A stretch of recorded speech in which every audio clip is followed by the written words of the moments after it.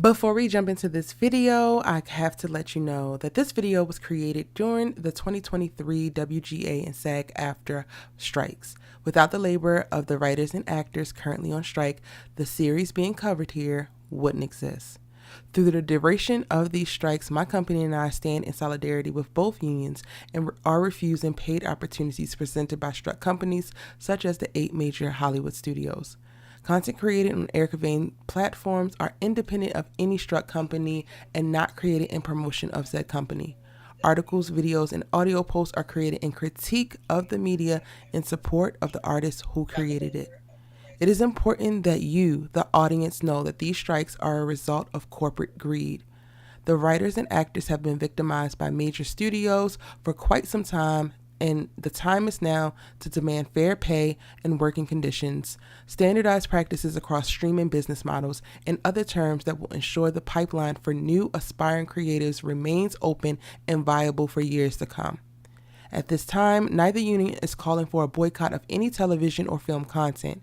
If you would like to support either or both unions, consider donating to strike funds, walking local picket lines, and using your social media platform to amplify messages delivered daily by union members and leaders. Links to official websites and more information can be found in the description box down below. Videos explaining both strikes and continual strike news can be found on Erica Vane TV. Now let's get into it.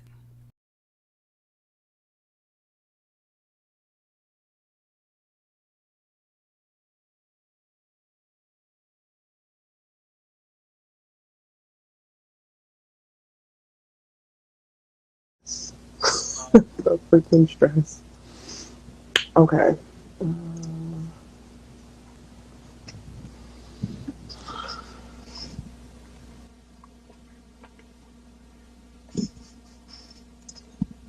Hey y'all, our apologies, my apologies. I'm having technical difficulties on my end. Oh, I don't even know if y'all can hear us. YouTube, can you guys hear us? Drop a 1 in the chat if y'all can hear us. Pretty please.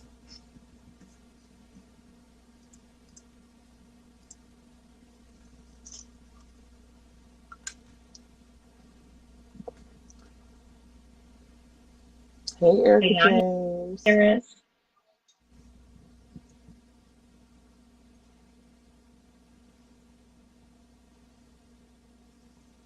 Shantavia, I don't know what you keep saying OMG what the hell for, but we heard you.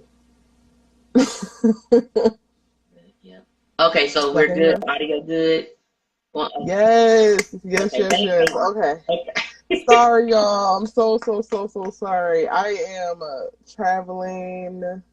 Just flew back to Baltimore today, set my computer up, and then stuff is just not working how it's supposed to work, and the anxiety I feel. But that's not what we're here for. Let's go ahead and get into it. Hey, Allie, how was your day? Girl, it was a day. Productive, but a day. Oh, But a day. it was a Good. day. It was good. Okay. It was good. Child, I feel like I've had a very interesting last few weeks. Help me, Lord. You have. You have. I'm back in LA next week, and I'm just like, I cannot wait. I cannot wait. I need to go and sit at the beach. I need to decompress. I need it all. Thank y'all. Sweet Cakes 5, welcome in. Boo, Desi Acosta, welcome in. I also saw a new member earlier. Dang it, I didn't catch the name, and I don't see it on the chat. Thank y'all for hanging around and waiting to join us for this mid-season finale edition of our Sisters Keeper. It's your good sis, you know, to talk TV with, and the incomparable. Your girl, Allie Nick, y'all. We Christ. Allie, what we talking about with this episode? What went down? All right. I'm sorry. Okay. Let's start at the beginning. Oh God, can I even recap this? Danny solicited Zach's help for a high Preston, and uh Sabrina was trying to stop Maurice from turning himself in, but it was a done deal. He had already done it. Andy, it's so Was hard for Andy, me to go through my this. God. Andy was Andean. Karen was carrying. It was a lot. It was a lot and not enough at the same time. And I don't know how Tyler Perry consistently does that, but he I don't know. consistently gives you not enough and too much. It's a gift. It's a gift because I don't understand it. I don't understand it. Zach And don't appreciate it at this point. Don't appreciate it at all. You He know, can go ahead and hang it up. he can really hang it up. This, you know what? And I'm not gonna be like, I appreciate everything that Tyler has done for the Black community as far as the opportunities he has created. But this episode really set a fire under me to like get on my grind with my writing, because the giving people content like this, don't get me wrong, it creates great conversation, but it's at some point it's like, Mr. Perry, please, you been a mockery now. It's with all the resources that you have and amass, with all the talent at your fingertips, this is what you're choosing to do. Yeah. Like, he don't have the creative problem that many of us do, especially, you know, he's well in, he's like almost 30 years in now, has amassed and built this beautiful platform. You're not struggling to make something shake. No money, no space, no equipment, no nothing. The show looks phenomenal. The cameras that you use, high quality. Yes. Like, everything looks great. Why are we telling stories in this way? And even if we're leaning into the soap opera trope, because I've been thinking about this a lot lately, about how I feel like I don't watch soap operas and my mother loves them. And I'll be sitting and watch with her and I'm just like, lady, why are you obsessed with all these little white people crying on the screen every day? But lo and behold, I am watching soaps. I just happen to watch a once a week one produced by Tyler Perry. But if we're going to give it, then give it, because even the white people that's putting out they whatever every day, it got some meat and potatoes to it. Baby, the white people, let me tell you something. They got the soap opera game on lock, and they have incredible writing. It's impeccable writing. And I'm like, you know, and I know I saw somebody, I think this was one of the live we did last week, and they was like, well, all the actors got to do is just act. And if you're not in entertainment, a bad script is a bad script. It's because really honestly, bad. they are acting their asses off. KJ is acting her ass off. Yes. As terrible as Andy is, KJ is acting her ass off. Yeah. Ebony been acting her ass. Ebony don't know how to not act her ass off. Like, she just don't. Proper. Correct. Yeah. So they're doing as well as they can with the. I'm just saying they're doing as well as they can with the material in which they've been given. I can't. And it's been quite a few times that they have taken the material that was given and they have breathed life into it in a way that's like, okay, I can rock with that, but you knew it was terrible on the page. Yes. So they could only do so much. Yes. Yeah. So where are we starting at? I kind of want to start at the top. Honestly, y'all, I'm actually not going to read comments. And this might be bad, and I'm not trying to take my engagement. Y'all can feel free to post them up if you want, but I don't think I'm reading comments for the next 2 weeks, because the way that life is lifing for me right now, and then also to try to be as active as I am in the comment section and having people be people, and the way my patience is like not set up, like I am completely running on E in reference to patience, I'm gonna have to go ahead and leave them comments where they at, but feel free to post them, right? With all that said, I kind of want to just go ahead and address the big ass elephant that's in the room, because I know it's so many people who are just like basically hate watching right now, and they can't post a comment because maybe they ain't subscribed, or maybe you are subscribed and you about to post a little something in the chat because that's your prerogative. Yeah. About Karen. Karen did not shoot Fatima. That's the only thing I really care to talk about. She did not shoot her. And I'm still not on Miss Mama's head. I said what I said, and y'all need to understand I am being very honest about the mental space that Eric is in right now. and the fucks that are not in her account. Oh, Keep that in mind. Okay. Keep it in mind. I like that. I like that. Okay, so where you want to start, Karen, or the top of the episode? Whatever you want to do, I'm gonna roll with it. There's so much I don't have any to give about. So there's a lot in which I did not care about this episode, but for the sake of our sister's keeper, the opening scene, I didn't watch it till it was like 5 minutes in because Spectrum was spectruming. So I'm assuming the opening scene was of Danny and Preston, correct? Yeah. Okay. And Preston calls Zach.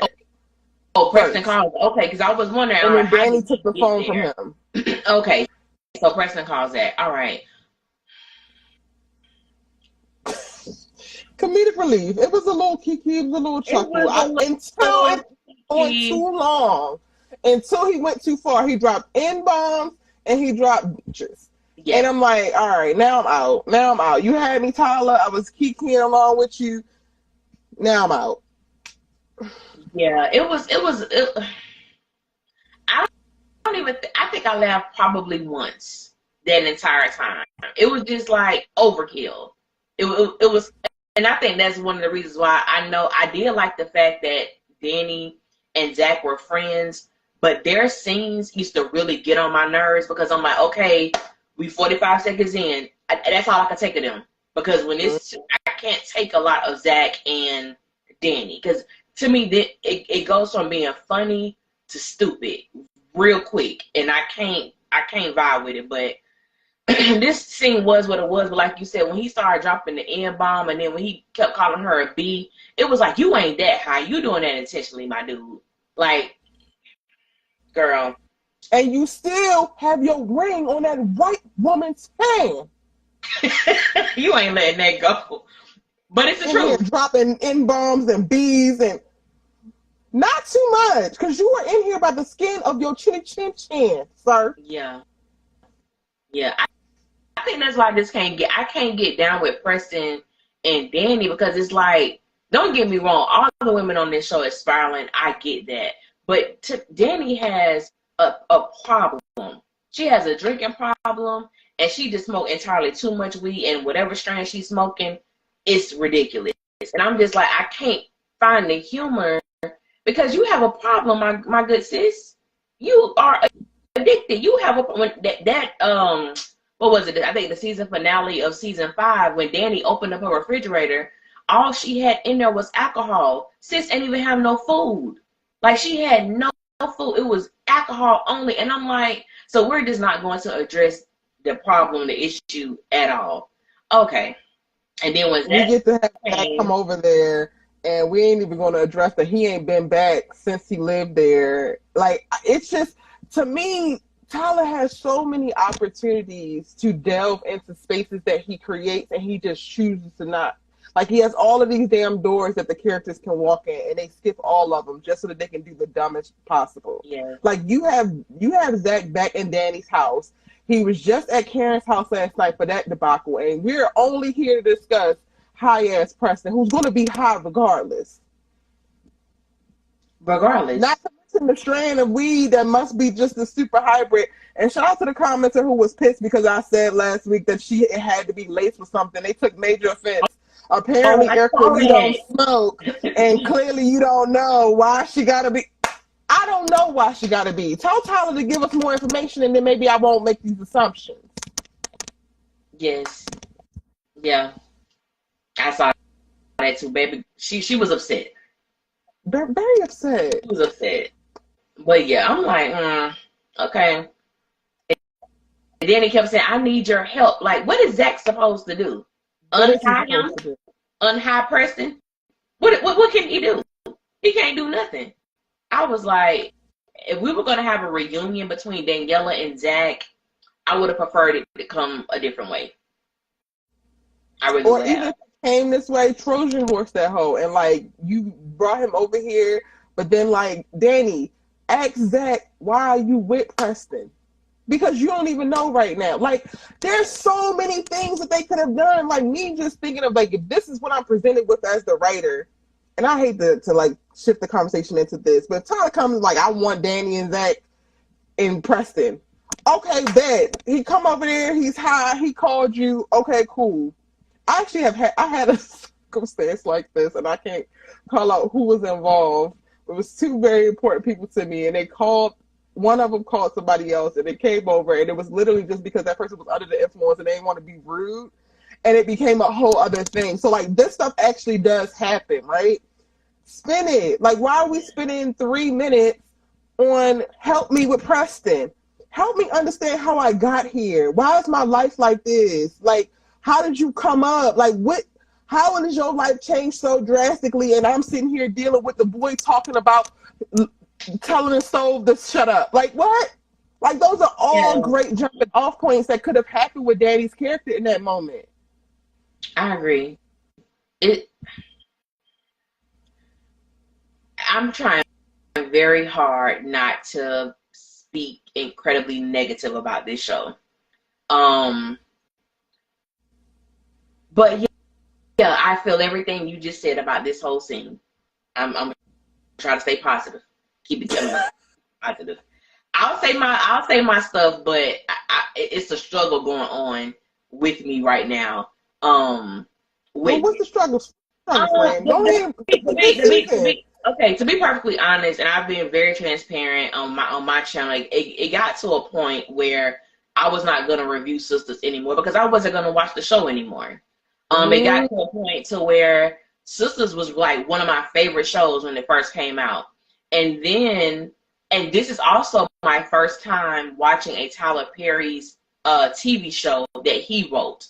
I watched the old House of Pain, but he only produced and directed. He did not write it when it first came on, House of Pain, the original House of Pain. So I thought and that's my favorite show by him. I have tried to watch several other of Tyler's shows, which I tried Ruthless, I told you about. I tried Bruh, and I got a couple episodes in, and I was like, oh, I can't watch this. Like, I can't rock with this.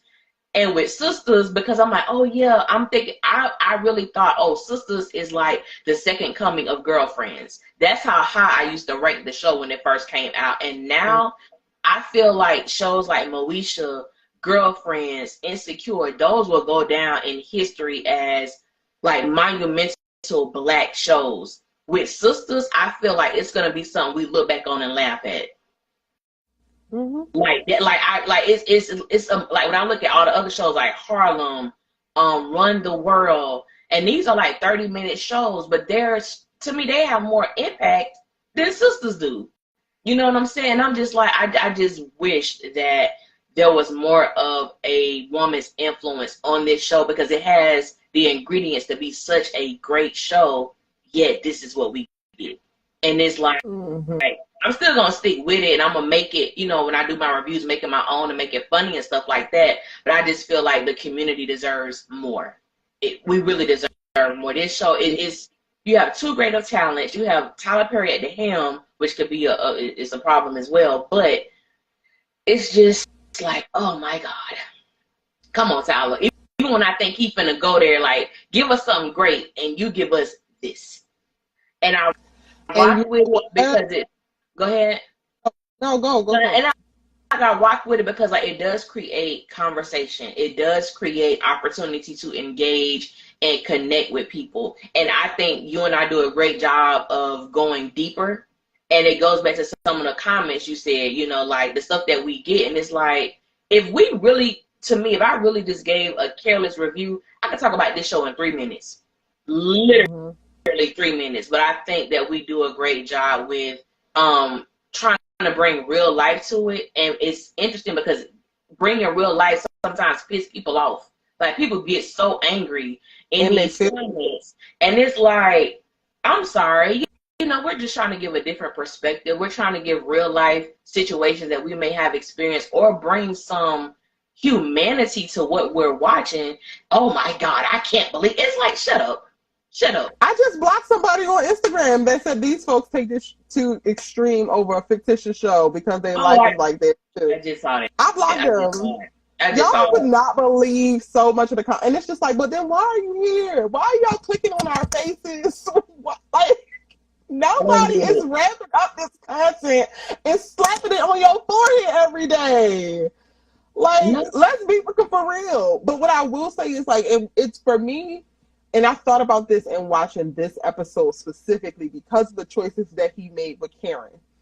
I said part of this is to blame for Tyler, but then also this damn audience is going to take accountability as well. Because one of the things that Tyler Perry stands behind is servicing his audience and knowing his audience. And there's way too many of y'all in his audience, down home, whatever you want to call yourselves, y'all need to elevate. You need to expect better. You need to crave better. Because y'all sop up the Karen is crazy, the Karen is delusional, the Karen is wild, and Ebony is so damn talented.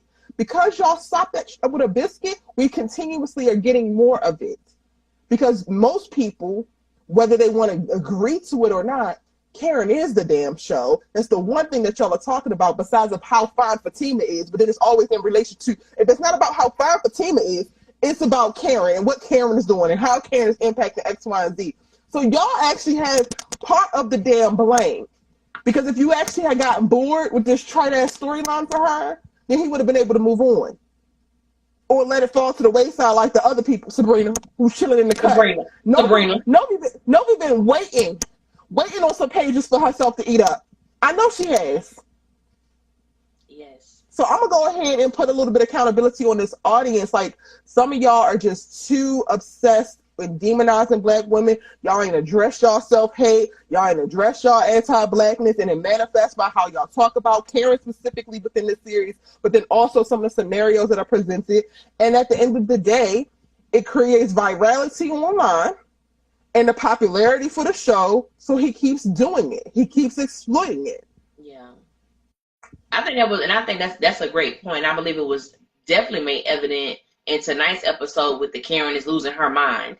She's going crazy. And I'm just like, you sound like Facebook. That literally sounds like the Facebook post that I read.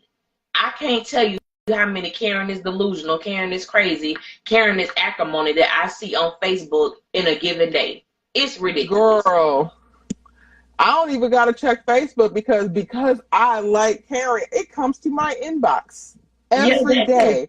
You Karen lover, you must be crazy as well. I feel bad for whoever impregnates you. You're the devil. You're crazy just like Karen. I am sitting on YouTube discussing, like, y'all don't know me. Correct. And you wouldn't say it to my face at Whole Foods. So, like, okay. But yeah, like, I think that the audience has to also take a little bit of responsibility and accountability because we do have power. And that's why I think it's so important that platforms like mine and yours exist to be able to add nuance to these conversations created by the situations on the show and to talk about them in a full scope in an in-depth way. Because if you leave it to the damn interwebs and most of y'all favorite toxic content creator, the narratives will be very trite, very clear, and continuing perpetuating bullshit ass stereotypes. Exactly. But I would say out of all the foolishness, I think Novi looked amazing. Girl. She gets that award for me tonight. When she popped up on that screen, I said, well, okay, damn. Novi ain't got to say nothing. Sabrina don't even have to talk no more for me. She have to talk this episode. She looked that good. She looked with like, oh, Mr. Perry, you ain't giving me no depth. Okay, wardrobe department, I need y'all to bring it, and they brought it.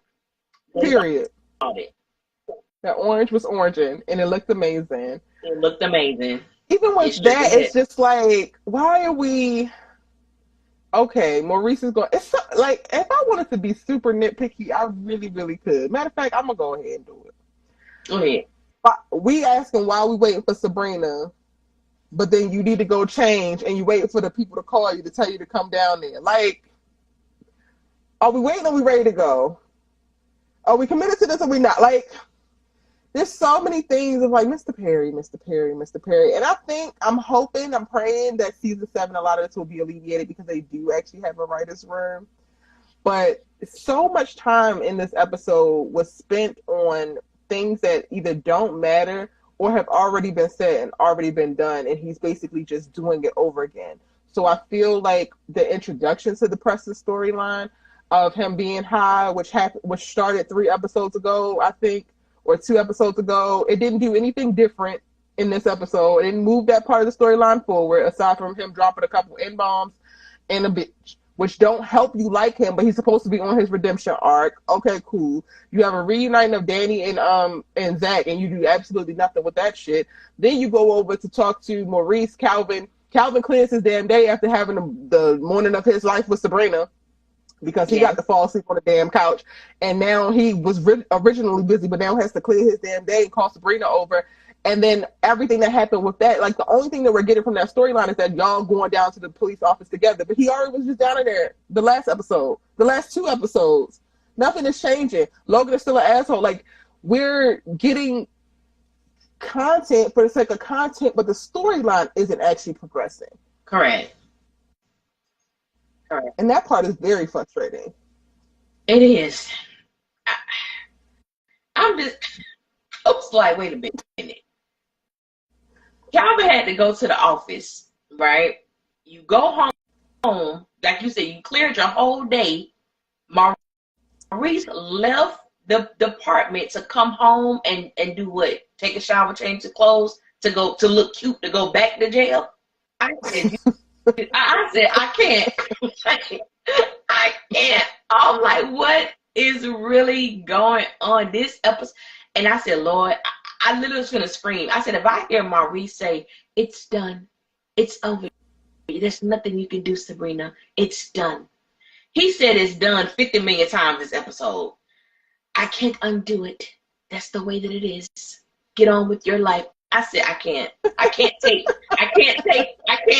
the theatrical Brian. I know he does theater. I said, but God, I can't take it. I can't take Maurice like this right now. It was a lot. It was a lot to get through this episode. It was a lot. It was very difficult for me to find compassion for Maurice. And I try to really look at it from different lenses. It was very hard for me to try to find any type of compassion for Maurice, because he's been an absolute nuisance, in my personal opinion, for a long time. And how he's talked to Sabrina, treated Sabrina throughout this entire ordeal, and even prior to.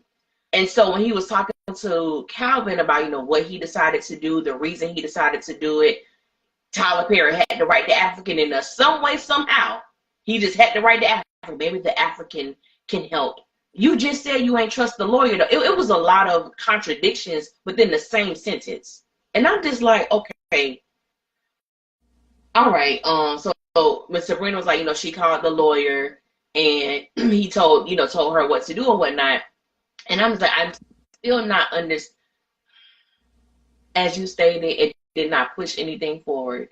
If anything, it was like, why did he leave the department to go back to the police department? That was my question watching the entire episode. Even with Calvin, he's almost like he's like a shadow. He's just there. Mm-hmm. He's just there. And then when they got there, and Logan, even though this storyline is getting on my nerves, I am so intrigued as to why he wants Sabrina to be guilty so badly. Like, I haven't connected anything with that. I don't understand. Someone in my comments was saying that they wonder, or they believe that Logan and Quincy are related, and that's why he's trying to push the blame on Sabrina. And I said, that's a good theory, but I still don't understand why he got such a hard on for Sabrina. What did this woman do to you? It makes no sense. Like, I don't understand that. But that whole entire situation with Maurice, Calvin, and Sabrina, it was so much time wasted on them. So much time wasted on them. It really was. I don't know if Q and Logan are related. I don't like the tidbits of information that we are getting. Like, he just got a promotion. The little preview said that he's trying to make chief of police. So, like, is there some type of mandate to put away black women? Like, is that how you become a chief of police? Because, like, the point should be catching the bad guy. Why does Sabrina have to be the bad guy? That really just doesn't make sense to me.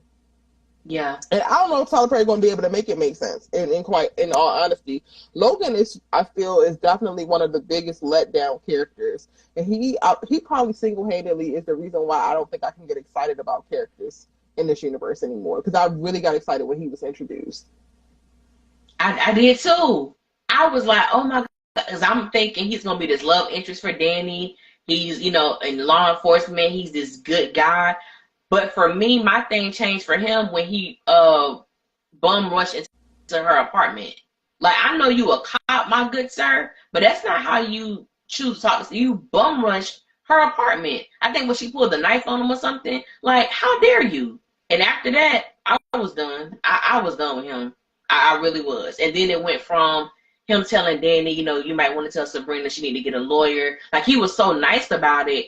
And then the moment after the robbery, he became like such a butthole. And I'm just like, well, what happened? I was really looking forward. What happened? This was the same man that was liberating girls from sex trafficking. Now, you so hell bent on getting Sabrina Hollis? Right. Do Sabrina got siblings? Did her brother do something to somebody, kill somebody, or do something? It's like he has a personal art. It's a personal art, but what is it? It's just, and I'm like, it has to be more than you just want to be the police chief, because if that was the case, you would have no problems with putting Maurice behind bars quick, fast, and in a hurry. But you want Sabrina, even though Maurice is willingly turning himself in, you still want Sabrina. So it just doesn't make sense. It just doesn't, child. Okay. What happened we can next? Move on. Girl, what happened next? Was it who came? Was it Andy? Gary Gary shows up at the damn law firm because he ain't got no damn job. Basically, this is how you could tell that I really wasn't into this episode, because I picked the most nitpicky things to notice, and I actually wrote a note about this. When this scene is over, Gary's like, "Come on, Hayden, let's go." Go where? He's at his place of employment. Where are you going? Yes. Yeah. Like, Hayden, you gotta be for real. Andy, yes, you owe him an apology, but you're not gonna deal with it right now. Tyler, we set it up because she's about to try to avoid this man.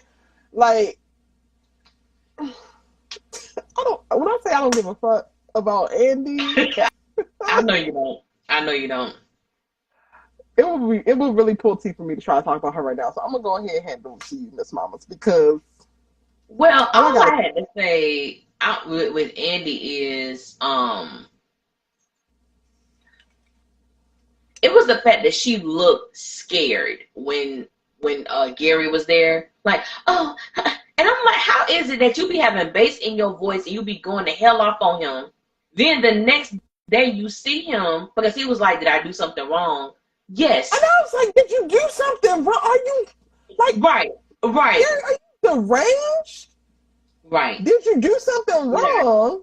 I do something wrong, and I'm like, you're never not doing anything wrong. What are we talking about? Yeah, we're not going back here. We're not. Yeah, you owe me an apology.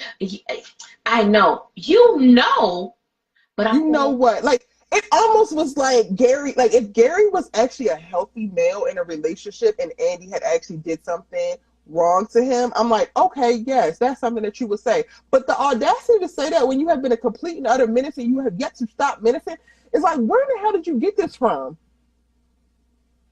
That's what I want to know. You owe me an apology. Yeah, I know. I know. I know. But it's not a good time.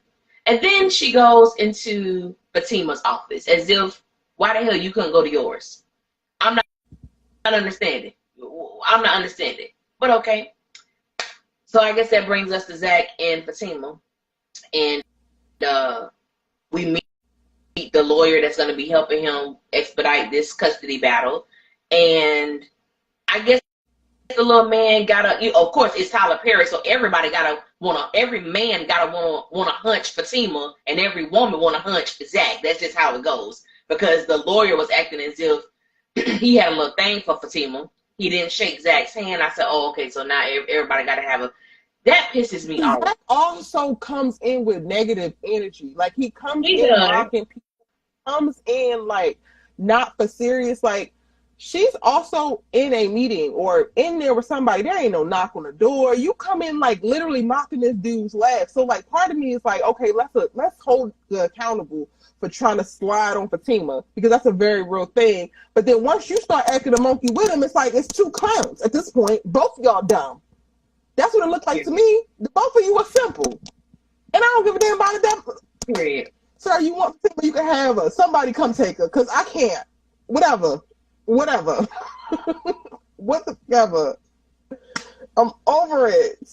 Yeah, it was something. But we find out that Zach wants full custody of Michael. And let me say this because I pissed some people off when I did my trailer breakdown when I said that Zach could have taken Michael when he initially went to Heather's house. When I say take Michael, I don't mean literally take the child and run. What I was stating was if Zach was so perturbed and so angry about about Michael's living arrangements, he could have said, you know what, Heather, let me take him for the rest of the week. She would not have minded that. You could have taken your son, because hell, you don't work. You don't do nothing. You follow around Fatima so much. I would think that's your job. So get your son. I'll bring him back Sunday. And also what I was saying was, and it goes back to something that Fatima even stated in this episode. What I stated was, Heather, I don't like how Heather's character was spun, because she wasn't presented to me in this way to be such this horrible, horrible mother. So my thing was, okay, obviously, and you addressed this too in your in one of your reviews. If you know she gets off work at 7, you be at her house at 6:30 or whatever. Get Michael, take him while she sleeps, while she rests. Y'all work out some schedule. Why are you going straight for full custody? That he doesn't know you. Heather doesn't strike me as the type that just doesn't want her son. And I don't like the way that Tyler is writing her, because I'm like, she wasn't presented like that. So now you just trying to take her baby away from her. I don't like that narrative, because I feel like Heather is one of those. Gold digger, yes. Huh? She was giving gold digger from Yeah, she was giving gold digger from absolutely. the top. But Absolutely. bad mama, no. And I'm like, Ghetto, I hate that for because, sure. Oh, absolutely. Absolutely. But it made me think, like, there are so many women. I think about my mom. My mom was at one point, my mother was a single mother raising 4 children. So there was 4 children. So there were times that my mom, if she wanted to go to the store, A, don't answer my phone and don't open my door, because she's gonna go grocery shopping. She ain't trying to take 4 little kids with her. And I get it. And it's like, oh, well, Heather left him home by himself, or left. What if somebody would have said, oh, well, your mom is a bad mom for doing that, so we're going to call somebody to take. No, my mama loved us, provided, did whatever she had to do, and I just hate that that narrative is being written for that character, and the way that it's going for Zach to, you ain't the most upstanding person either. You got 2 women pulling out guns, going to fight and go to war for you. Your household ain't too clean either, Mr. Sir. So I don't like that. I don't like that her character again has to be assassinated for Zach to look like the ideal parent. I just don't. And then he still don't even look like the ideal parent. Absolutely not. Absolutely not. But I do think Fatima's response was real, because she was not expecting that. And she was like, that's a lot. And Zach said something. He was like, that's how it is. I get us into something. You say you got my back, and then when we get in the thick of it, you get mad. I said, Fatima, he just described y'all entire relationship. He does something. You say you got his back. All hell breaks loose. It's like, but I just don't want to, walk away. I just don't want to be around when it's good. When is it good? When is it good? That, I feel like, was one of the realest things of the episode. Black women have been socialized and conditioned to ride for everybody but themselves and it is an unspoken expectation placed on us. And when I say I'm over it and she deserves better, it's Yeah. because hell no to it. I don't give a damn how fine Zach is. I don't give a damn how much money he has. If he is not able to show up for you in the same way or greater than you are showing up for him for the things that are happening in your life, it ain't supposed to happen at this point in time, boo-boo, if at all. Let it go. Correct. That's how I feel. Because this is the very first time that you are actually speaking to, like, okay, hold up, wait a minute now. And then now that she's saying it, I've been wanting her to say it, but I'm also like, girl, that's a little bit too little too late. You over here ready to go to war with Karen still. Like, girl, you are already too far gone. Now at this point, it's take your ass to rehab time. It's dump this boy, move to another city. Let's start over. Because I can't. Yeah. That's how I feel. So we gonna go. I guess we'll come back to that because we get the Karen's whole situation. First of all, and before that, Zach, drop off the check for the only hospitable, seemingly cordial interaction that he has ever had with Aaron. Yes. Yeah. And I just love the way that Aaron decided to let him be Zach and not respond. When he was like, Karen needs more, then he cut his eyes at Aaron. Tell her to hit me. And Aaron was just like This is why I love you, Allie. Because it's the alley-oop for me. Was sitting right here on me. And I'm about to get it off. Okay. It's the fact that FATIMA could do damn better. And yes, I said it, and y'all can lose y'all damn minds, kick and scream, slide down walls, go jump in the river. Here. Go jump in the river with it while you mad. Because FATIMA could have done better. Aaron is over here letting Zach do Zach. And FATIMA is grabbing phones, yelling, screaming, you know what? Girl. Like, I can't even, y'all want me to be so mad at Karen, so disappointed in Karen. Meanwhile, FATIMA is losing her whole batshit as well. So again, two goofies. And honestly, I'm holding FATIMA a little bit more to the fire because, girl, you have the least invested in any of these people. And you seem the most committed to this bullshit. It makes no sense to me. Karen got a baby by this boy, has been with this boy for 3 years. You have been with him for 6.5 goddamn weeks. Okay. No kids, nothing but drama. You barely even got a goddamn date. The only date that you done got out of this is when he proposed to try to keep your ass. And you bought your egg to that one. Like, FATIMA, girl, what are we doing? And for her and Aaron to be very similarly positioned within the Sisters universe and to see it happen, because Aaron can take a shot or two and be like, you know what? All right, I'm gonna go back. These things still need to go to dump camp. Pam, we gonna take them to the dump. Yeah. Meanwhile, FATIMA has nothing in her except, you know what, I need it. And like I said on the preview, had no problem with Karen saying she would shoot her ass. I know that she said it in retaliation to her coming to her house. Because if you bring your ass back, I'm going to shoot you. Still don't have no problem with it. Slide down the wall, punch the air. Lord, we piss people off with that too, because I think some of the same people who expressed their frustration with you saying that you didn't mind Karen saying that commented the same stuff on my channel, and I said, whoever said that we wanted Karen, or we were cool with Karen shooting FATIMA, we said that I didn't mind her telling her that, and I even said verbatim in my review, I said I don't believe that was the nature of their conversation. I said, I believe that Karen is probably telling her, if you ever come to my house again, I'm going to shoot you. I don't mind her saying that. And then it's so funny because I'm seeing all these, Karen ain't about that life. Karen ain't about that. Karen ain't about that. And so when she, I guess, came to the law firm, whatever happened in that scene, we know that Karen did have her gun in her purse. The same reason why Fatima carries a gun as well because they can do that. Because one lady was like, well, if Karen was about that life, why she didn't get her gun when Fatima was in her house? I said for the same reason Fatima didn't open her purse and grab hers. They didn't want to shoot each other because if they wanted to, it would have been Wild Wild West up in 135. But that's not what it was. So I was like, no. Nah. And I'm like, Karen is about that life. Fatima told me something. You think you about that life? I am that life, girl.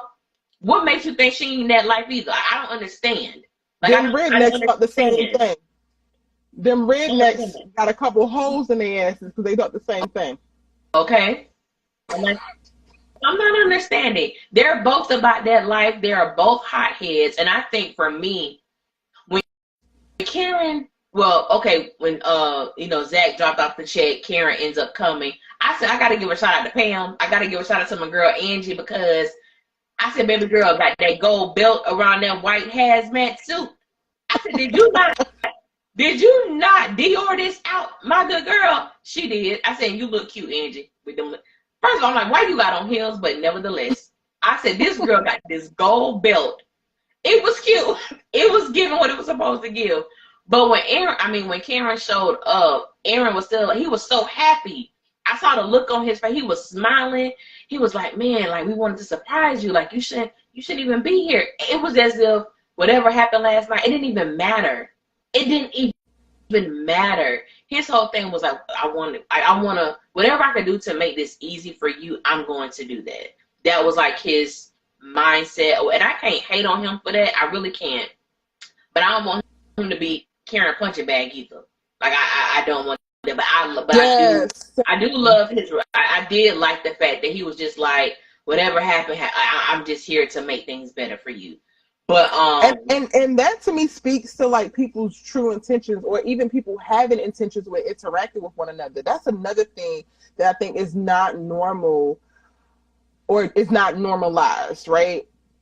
I just had an interesting couple of weeks, and it's because I intentionally was prioritizing specific people in my life that just I felt like needed focus, needed attention, need whatever they need in this moment. And there's a lot of things happening, and sometimes I'm taking a couple bullets behind it, like I'm catching strays and doing whatever, but my intention is for people to feel loved, to feel seen, to feel heard during whatever trying time that they're going through. So I want to really drive that point home in reference to the whole Aaron thing, because while I don't want him to be Karen's punching bag either, I really respect him a lot for being able to have a certain level of strength and intention within his relationships, because I don't feel like we do that enough.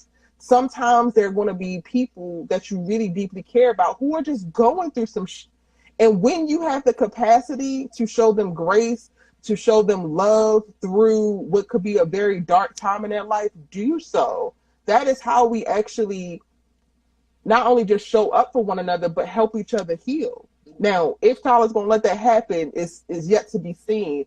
But for those little tidbits to be placed in the story, I really enjoy it. And I think with them being on the counter couple to Fatima, it's very interesting because Fatima is trying to fix Zach and fix Zach's life. And that's loving him through his stuff. Yeah. When honestly making decisions in the opposite way of like staying true to her, not necessarily needed to go through and fix everything, maybe loving him from afar, giving him space. Those are the things that would probably be best to help Zach. But she can't even see that. I agree. And I also do find it interesting too that her narrative is considered ride or die, but Aaron is stupid. Her narrative is, as you stated, she's loving Zach through his trials and tribulations, but Aaron needs to run away. So it's like, what's the, and don't get me wrong, I do see with Aaron, I just feel like when it gets to the point where if Karen just tell him to leave her the hell alone, like leave her alone, I would want him to do that. I honestly feel that Aaron feels that Karen is saying this stuff out of like, it's an emotional thing for her. It's not really how she feels. And even though those things are not really communicated, that's what I believe. So it's so much open. It's like so much to the imagination because Tyler doesn't really fill those spaces in. But it's very clear that Fatima is definitely trying to fix Zach, or she's trying to fix his issues. The craziest thing is, I love how you put that, because Aaron, the narratives are very different. Meanwhile, Aaron has a lot more to go off of than Fatima does. Correct. Aaron has actually received reciprocity where Karen was showing up for him when his wife blew her damn head off in front of her, and she put her own feelings to the side to be there for that man. That's true. Karen has actually had conversations and done things to pour into Aaron. So it's not just Aaron been running behind Karen this entire time.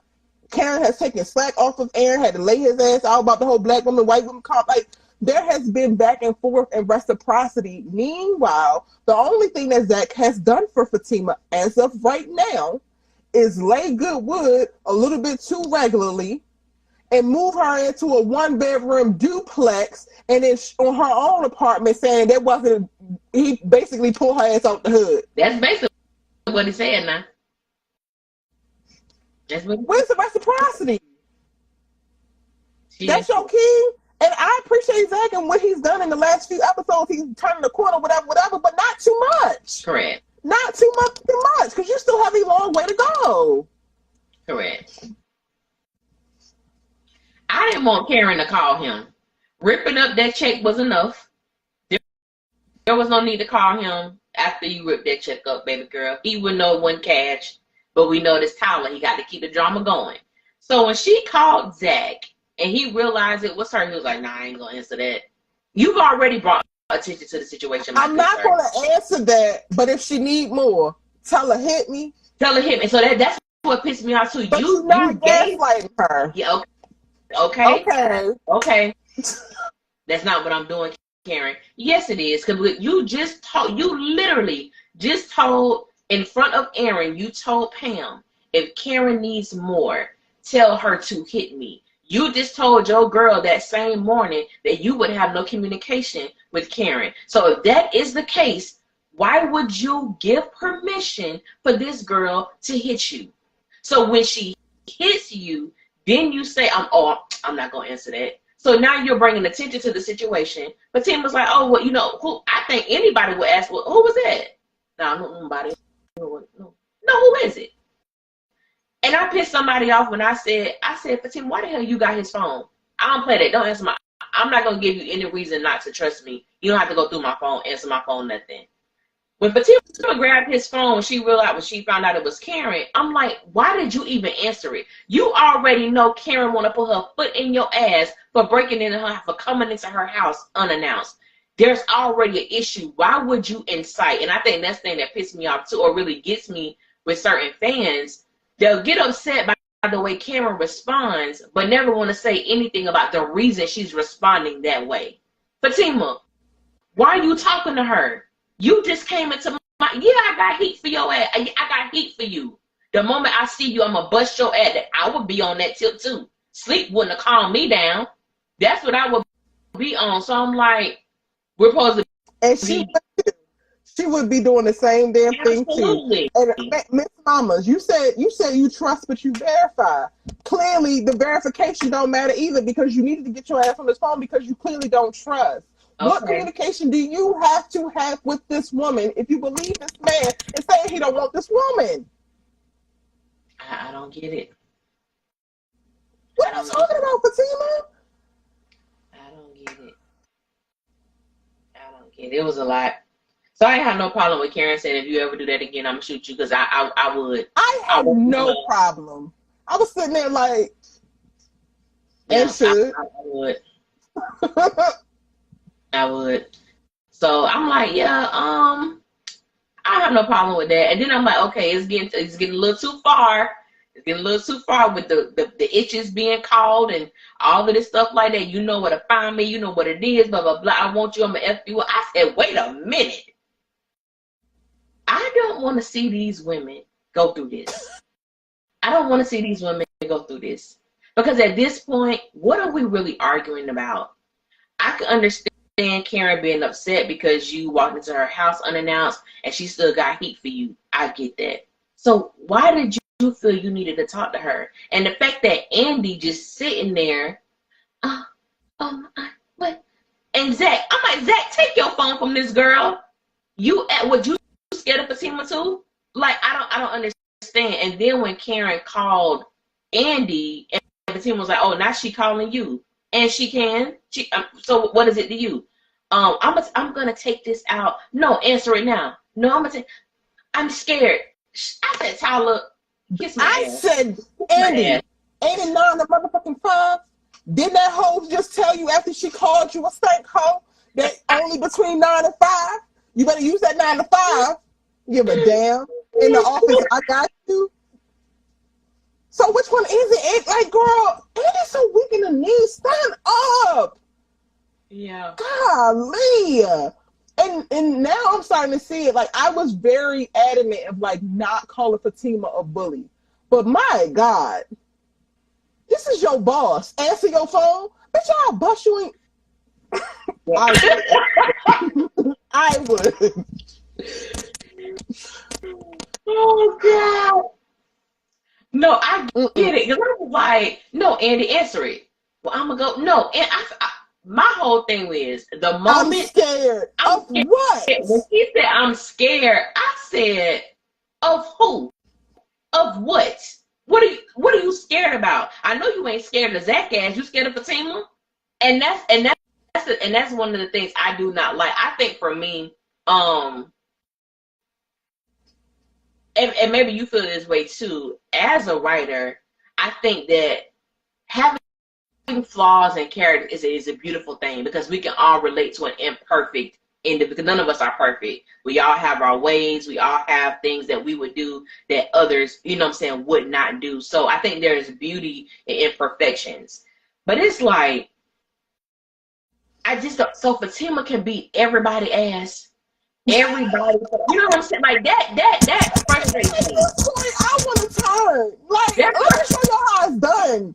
And I actually like her, but now I gotta stand up because what are we talking about? It's like, come on. It's like, so she can beat everybody. Everybody is supposed to cower to her, and the one person who doesn't, she gets so much.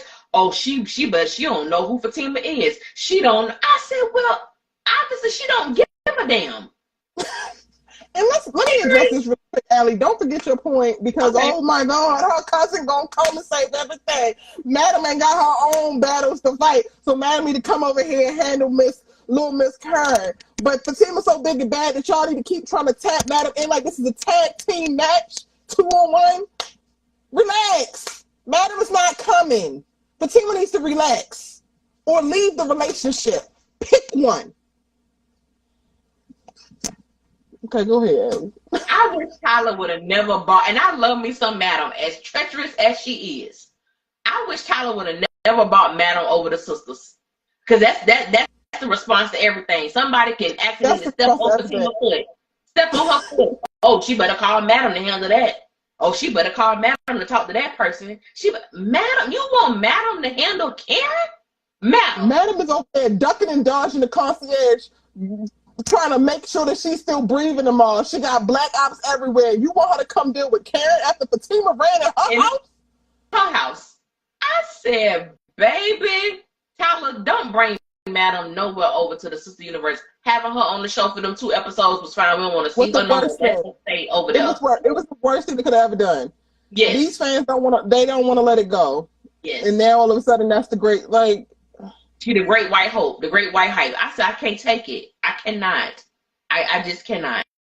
Then Andy, the best line that Tyler Perry wrote in this entire episode is when Karen tells Andy, "You are no friend of mine." I said, thank you. It's finally, can we stay there? Can we really deal with that? Andy is no friend of yours, and she's not. And that is something that I don't know if you get it a lot, but I get it a hell of a lot in my comments about how great of a friend Andy is. This this one lady, she was going up and down how Andy, she believes that Andy staying neutral is like one of the best things that Andy can do.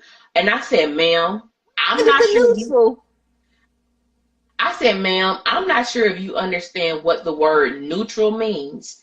I said, but Andy is anything but. And I said there have been several things, and let me make this point too, because I have stated several times that Karen has been a great friend to Andy.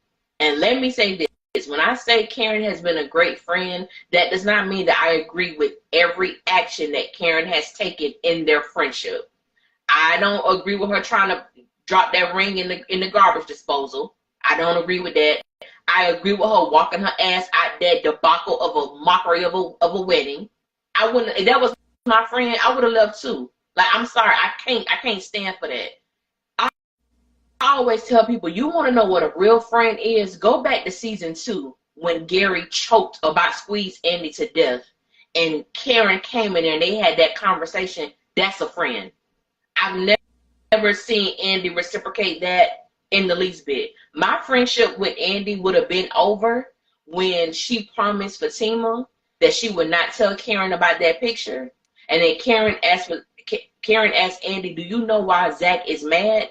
And she looked at her best friend in the face and lied and said no. And Karen was like, yes, you do. No, Karen, I don't. You lied to me. You left me open. You left me vulnerable for this man's attack on me verbally.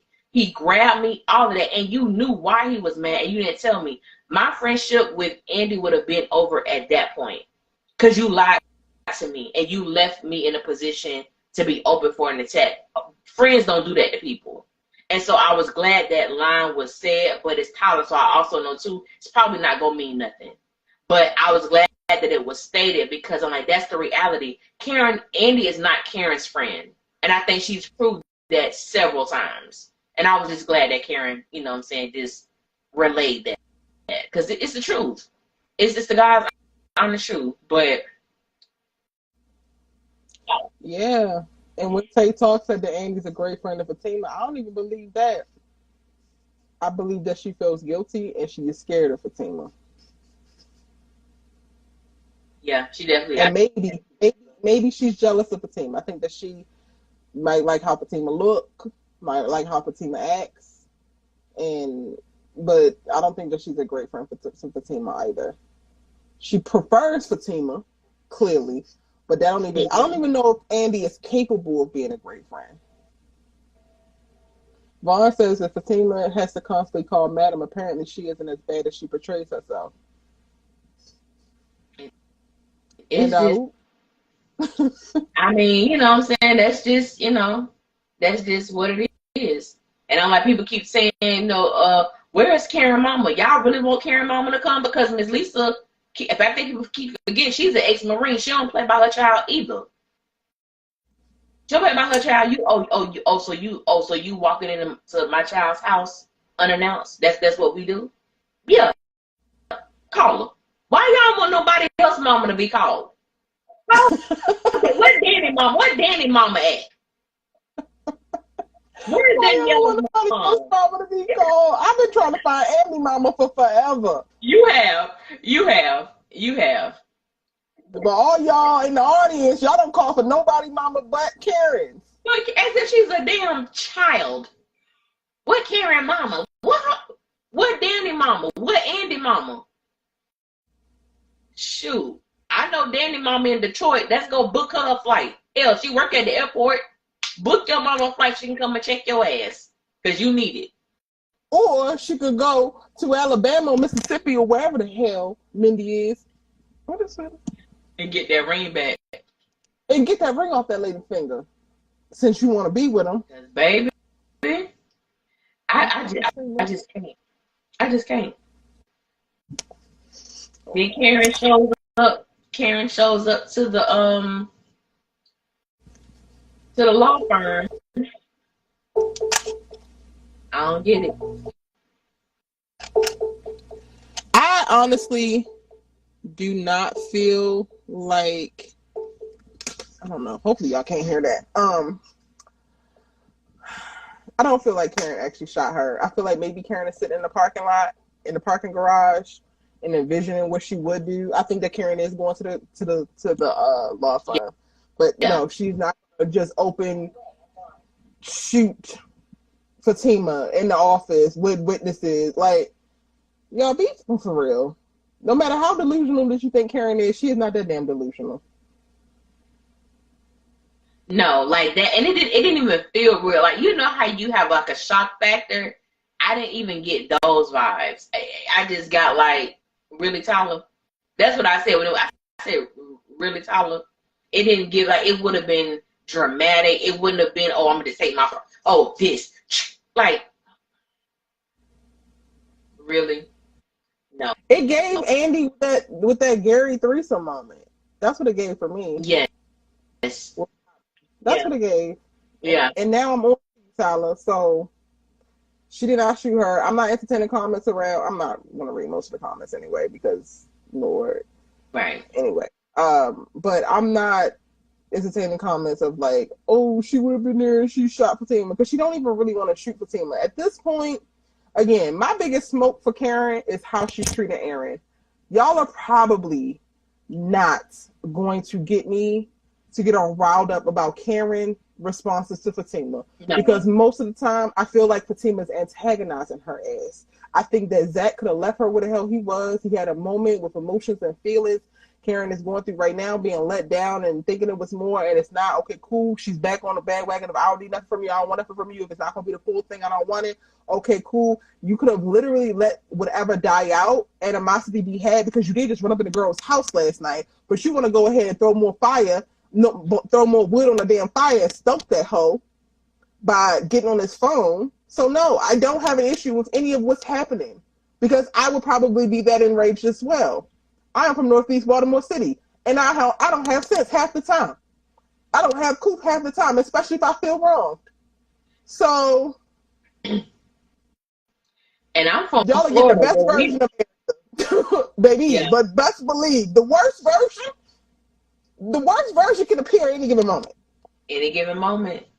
And I'm from Florida, where we thoroughly believe in standing your ground. You walk up in my house, that would be the last time you gave somebody some coochie. So I hope Zach would have enjoyed it, because baby, you won't be able to throw nothing back, not again. Like, you would have been gone. So I hope you enjoyed it. He enjoyed y'all last rendezvous, because that would have been it. That would have been it. That would have been it. And I think some people, oh, well, maybe you should have shot him in the leg. Why? Why? When you bring out a gun, you shoot to kill. I'm not going to give you no warning. Warning? You ain't give me no warning when you try to come in my house. So you got to go. And I think that, and so many people have tried to justify Fatima's actions where, well, Karen should have never told Zach her door was going to be unlocked. Karen should have left her door unlocked. I don't care if my door was wide open. That doesn't give anybody the permission nor the authority to come into my domain without my permission. Period. I don't care what I told your man. And I told this one lady, I said, so if your husband told me that you had $10,000 in your purse, and I went and opened your purse and took your money, am I not a thief? But no, I guess because your husband told me about it, that justifies my actions, right? And she was like, no. I said, okay, so that's the same thing Fatima did. It's the same exact thing. So I was like, let's just, as you say, call a thing. As I say, let's call a spade a spade. It just is what it is. Like, I'm not going to justify anything that Karen does because I rock with her. No, if she wrong, she wrong. Period. Fatima was wrong. You had no business going into that woman's house. And then it's only been a few hours later and you want to talk shit to her over the phone?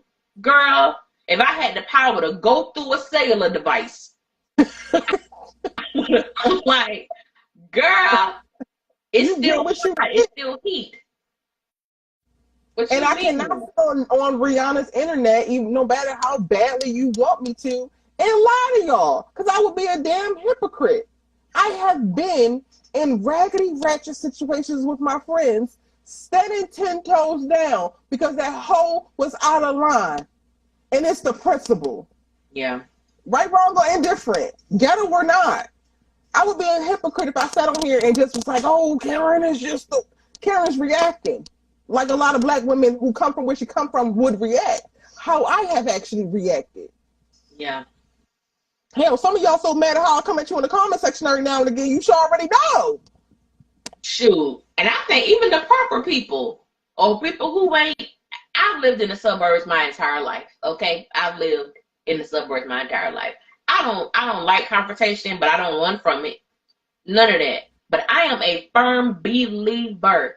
Anybody who comes to disrupt my peace, anybody who comes into my personal space that I didn't invite them in, I would politely ask, you mind stepping back, or you mind, like, I'm not conversational like that. But I go from 0 to 100 in 0.5 seconds. It don't take much. It don't take much. Because I'm very respectful, and I'm very courteous, and I'm very, like, I'm a real calm, chill person. But I don't deal with disrespect kindly, because I respect people and I hold people to a high esteem. But it's like, you do certain things, I don't have no words for you. I'm gonna bust your jaw wide open. Like, there's certain things I don't have no talk, ain't no tolerance. We're not gonna have a discussion. It just is what it is. You come into my house, I'm supposed to be cool with you, girl. Bye. And for me, it depends on the act, and it depends on how I'm feeling. My Cancer ass, you might catch me on a good day, but then your ass might actually catch me on the wrong day. And Senna, I'm gonna keep it cute for you, because it's, well, all of them went into her house without knocking. They strolled into Karen's house, but y'all not saying anything about them coming into Karen's house. Maybe, baby, you are new. But I said when Karen gathered their asses and got a little bit of rude snappy with them, they deserved it, because she asked your asses to come over here. So before you try to run back the whole facts, go and check the tape and actually watch the videos. Y'all will never be able to tell me what I did and did I say, because I actually remember. I'm very intentional about what the hell I say. None of their asses should have been in her house. However, the 4 of them, or the 3 of them, actually are supposed friends, supposed to want well for her. One of which came over with ill intent. Yeah. And as she stated, I ain't invite y'all over here. I invite y'all, and them like, y'all keep on, and that's the issue that I have. Like, I'll give a friend a key. You use this in emergencies only, and that emergency includes if you haven't heard from me in 2 days. Don't you pop up at my house. Don't you come in my house. If you didn't text, call, email, try to FaceTime, there are multiple ways to get in contact with me. If it's been 2 days, okay, something wrong. But don't you just walk in my house. They walk in each other's houses like it's nothing. And I get it, you friends, but I'm one, don't walk in my house, sis, unless we've already discussed that. But I'm thinking, but even what you said about the intent, like, I still feel like I really wish we knew why the hell Andy went over there. And we may never find that out. But I'm just like, I really do, because I do not believe that her intentions were pure. I really don't. Why the hell if everything's fine, why did you call Danny, and why did you call Sabrina if everything is fine? No. Karen needs some new friends. She definitely do. Everybody but Sabrina got to go. Yeah, Sabrina cool. Yeah. Karen feel like Zach owe her. He doesn't owe her anything. She took it so she could blame herself. Huh? Are y'all over the narrative? Are y'all finished, or y'all done? That's on YouTube. Karen stayed in the relationship, so she get what she get. Okay, well, Fatima getting what she get. I hope she enjoying the baby mamas. I hope she enjoying the raggedy neighbors. I hope she's enjoying the lack of emotional intelligence and communication. I hope she's enjoying the second job that is being Zach's bouncer. Like, yeah. Enjoy. I'm hoping she's enjoying all the goddamn friction burns and and rawness in her vagina because he thinks that the penis that he has is the best thing going for him. So he gets all of the everything, all the damn juices out of her and just have her fucking Sahara Desert for God knows how long. Reed, come on. And then she still got to go to work because she's going to kind of maintain her career till she gives this up all the way because she actually going to need more time to run up and down the hood checking after little Zach babies and making sure that he's not cheating when he's just at his office playing fucking solitaire. Hope she enjoys it. And if Karen actually felt like Zach owed her this financial debt that y'all really believe, she would not have ripped up the check. If anything that Karen feels like Zach owes her, it is the life that they had planned. And that is an emotional bond, an emotional thought, attachment, mindset that you just have to release when it's released. That's not something that she actually has full control over. And then her almost dying and him shifting into this whole other mode that kind of gave the smoke and mirrors of it don't actually help. So while we're sitting up here talking, tell me that you ain't never been in love before without telling me that. And then go and tell Fatima to enjoy the goddamn ride since Karen need to enjoy it. Erica, stay out the comments. No, I said I was going to say out the comments. I didn't say I was going to say out the chat. This is live. Babe. All right. Well, Reed, you just gave. You take the cake tonight. I'm tired. Like, I just can't with people. And let's have a conversation. Like, if you come to me with a different point of view and you actually have some receipts and you have something tied to it, then cool. But some of y'all are just throwing out this generic ass rhetoric that you heard from somebody who don't love themselves or black people at that matter. And then you run around here repeating it like some damn goofy and you think we're supposed to actually engage in some type of scintillating conversation. No, let's give him read and move on. Yeah. Anyway, Karen, stop doing Karen like that. Okay, girl, stop it. But I know that you can't stop it right now because your ass is damn distracted. And I really... Yeah. That's wow. Yeah. Okay, so and then I guess the last thing was Karen sent over the email that confirmed the paternity of her baby, which is Zach's child. I said, well, real quick, because like now I'm thinking like you saying like why did Andy go over to the house and call Sabrina and them? I'm also like, how well do Karen know Andy? Because she literally knew that Andy was sitting right there. Enough to call Andy's phone. And I'm like, damn, she know that you ain't shit that much. Yeah. Because right before, and that is a great point, because she was like, show them the email. Show them. And she knew they had to be together because she called Zach, but Fatima, you answer the phone. So y'all got to be in close proximity. Show them the email. And like you said, she does. She knows Andy. She knows Andy well because she knew Andy was lying to her about the reason. Do you know why Zach is mad? No, I don't. Yes, you do. You talked to her about it? No, Karen. Yes, you did. It's like she already know. Like she already know those things. So it's just so interesting. And I just, if Zach is the father, Well, real quick, because I think this is a very great teachable moment, since maybe we need to be learning, you hosts, because you ain't picking up the conversation. Let's see. Neutral, Andy, would be, I do know what's wrong, but I don't want to reveal it because I promised them confidence. I don't want to talk about it. This is what I need you to do, and I need you to trust me, friend. Don't go here. Don't answer this phone. Don't whatever. If you want to be neutral, that would be neutral. And the same thing would happen for Fatima. When she brings her goofy ass into your office, want to talk about Karen, you know what? Actually, this is the conversation I'm going to have to tap out of. I ain't the one for this one. That is what neutrality looks like. That is not what we're getting. So while y'all running around here talking about Andy's being neutral, that's your barometer. If it's not that, it ain't neutral. But go ahead, Ellie.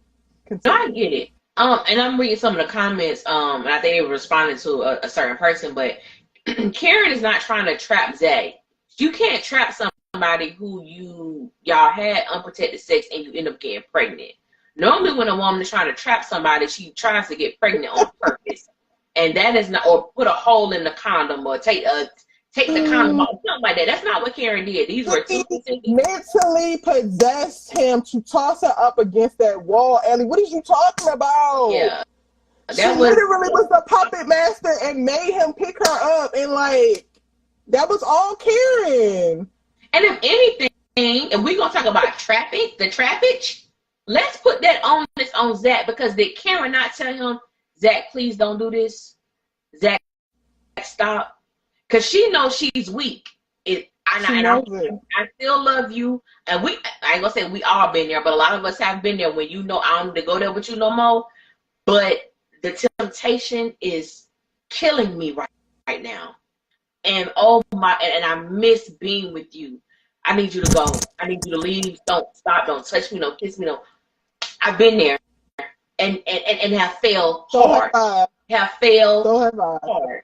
And that's what happened with Karen. The fact that she was asking Zach not to kiss her, Zach, don't, Zach, please. And he still did it. Zach wanted it just as bad as she did, even though he had just pulled out of Fatima a couple hours prior. So I'm like, Fatima, now that I think about it, Fatima need to check her coochie meter. Because she always trying to talk about how good it is. But I'm like, he pulled up out of you 4 hours ago. And he's up in his old stuff. So maybe it ain't what you think it is, sis. I'm just saying. I can't. I'm just saying. But I just think they had a weak moment. They definitely had a weak moment, and it goes down like that. I've been there. Again, I could never speak against it because I would be a goddamn hypocrite. Right.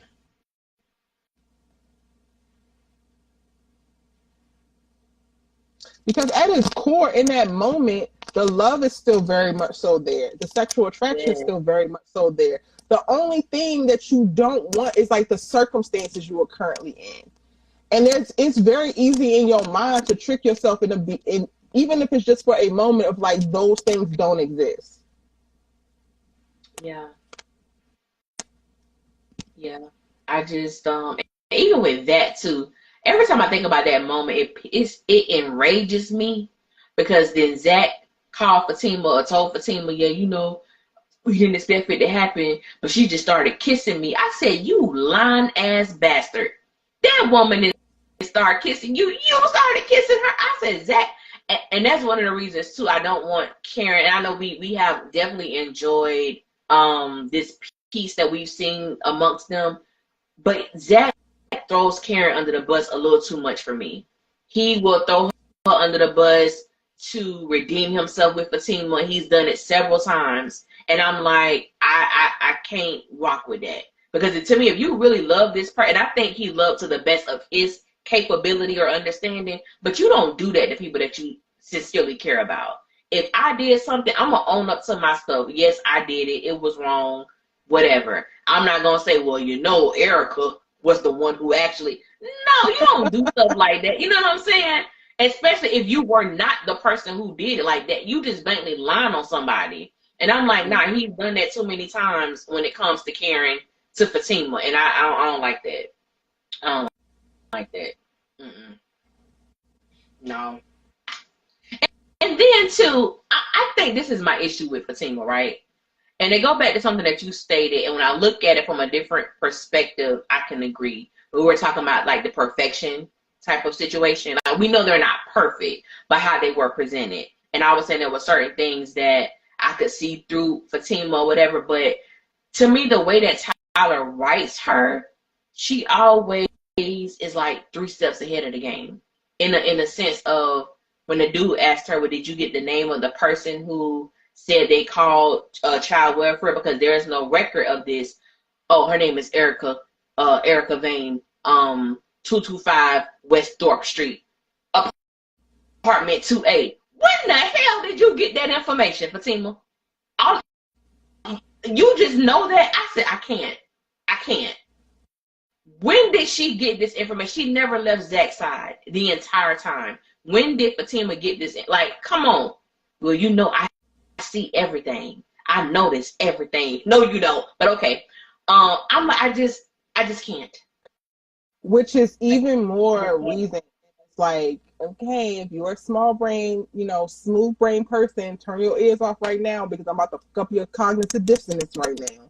Go ahead. This is also my issue with Fatima, because most people just assume, oh, when I'm criticizing Fatima, oh, it's just because she like Karen. No, I'm criticizing Fatima because it's very inconsistent. If you're going to be a character that's 3 steps ahead of the game or 3 steps ahead of every person on this damn board, and we're playing chess, then why do you also get to regress and be the batshit crazy one? Why do you don't get to do that? If you get the privilege and the level up to be ahead of everybody, then you have the responsibility of being ahead of everybody. Pick one. I agree. You don't get to be always on it here, doing this and doing that, and then also, you know where I'll be your ass up at this law firm. What? Yeah. Come find me. Come find me. It makes no sense for her as a character. Which one is she gonna be? Yeah. I don't know, girl.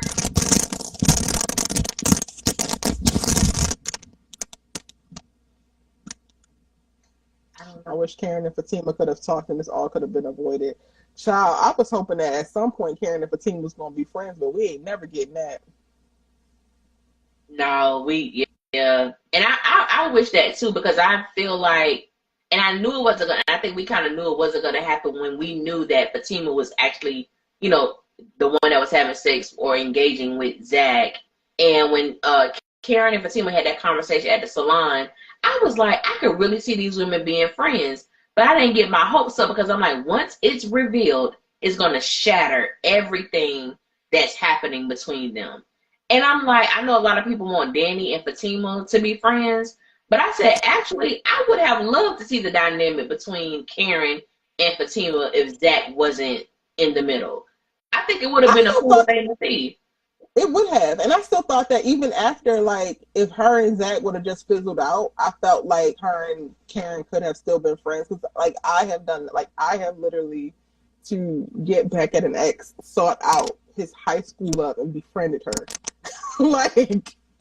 So it has happened, that stuff has happened. I felt like they could definitely do it even after Fatima was having sex with Zach, as long as it didn't get to the serious point that it apparently got to. Yeah. They have so much in common that I think that they would really, 1, hit it off, but then 2, benefit each other's lives. Yeah. I would have liked to see that. Now we just get insults, threats, and popping up. You know what I'm saying? Like, I didn't want Karen to go to her job. Like, I really didn't. Like, what are we doing now? Like, what are we doing at this point? And for me, I do want to see Karen, like, understand, sis, you're pregnant. If don't nobody else have your health as top priority, it needs to be you. So I understand you got a hurricane that's, you know what I'm saying, that's building up around you. But at the same time, the most important thing is the baby that you're carrying. And if there are certain people that are bringing certain elements in your life that's causing you to be disruptive, angry, let those people go. From Andy on down, like, I do want to see Karen in a better place of taking care of Karen. Like, you was on bed rest, you couldn't wait to get off. You got stuff going on, you irate, and I get it. It's a lot of emotional things. But I'm like, I want to see Tyler write her in a way where she begins to take her health more seriously. Because I'm not liking she doing a little too much. Like, I need you to think about your health, sis. Going up to Fatima's job, what does it matter when you already told Andy she's not your friend? You don't think Andy is your friend, so that means you're going up to a job where you have no protection, where you have nobody there on your side why would you go? I really hope she don't enter into them doors. Like you said, I hope that it's a dream sequence or somebody imagining this or whatever. I'm just like, I don't. Karen is in the parking garage. Karen is in the parking And garage, just say and that, don't hopefully go no further. she gonna have that moment. Imagine shooting Fatima, and then be like, "What the fuck am I doing?" And then she gets to go and have a conversation with Aaron, and he gets to say, "Well, you got what you wanted, right?" And I'm like, you know what? You get to have that one, King. You can have that one because she was tripping. Yeah. Yeah, girl. I was like, Lord Jesus, what is going on? And then it makes me want, like we talked about last week, the blank paper. Like, I really do think Karen thought those paternity results were in that envelope.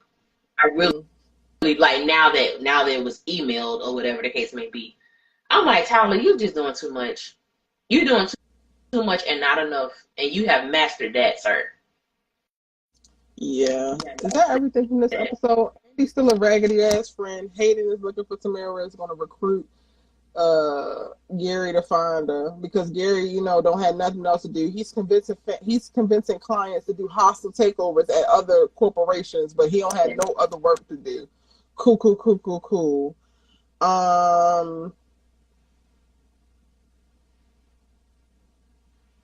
Are you excited for the second half of the season? I'm gonna be honest with you.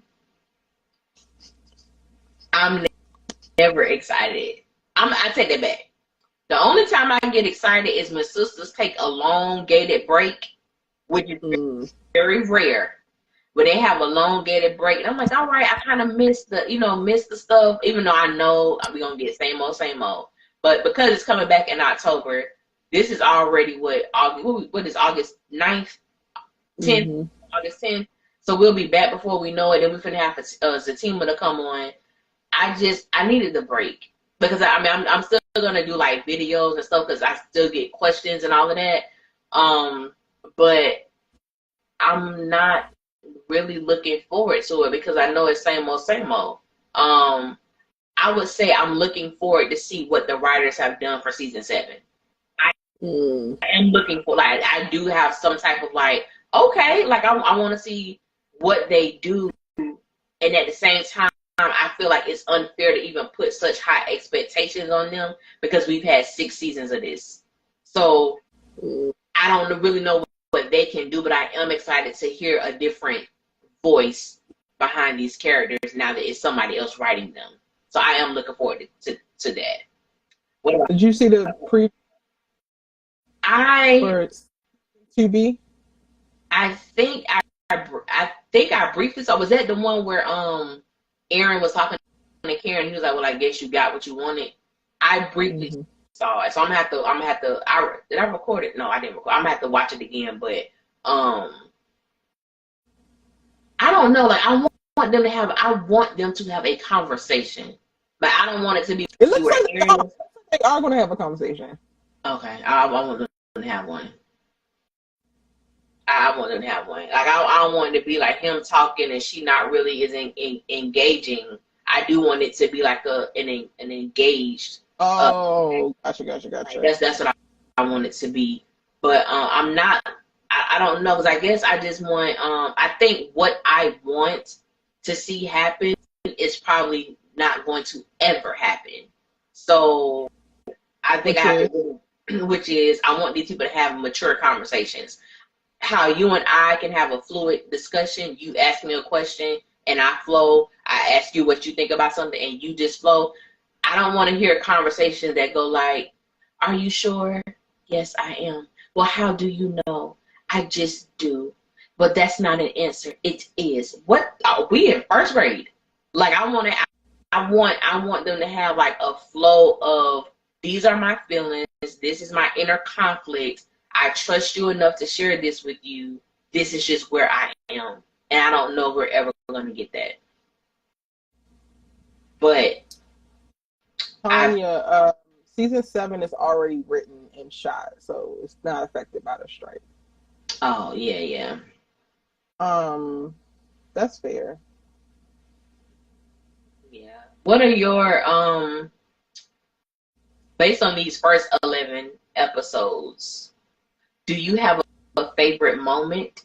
Do you have, was there a, where I know, guess I'll answer my own question with this one.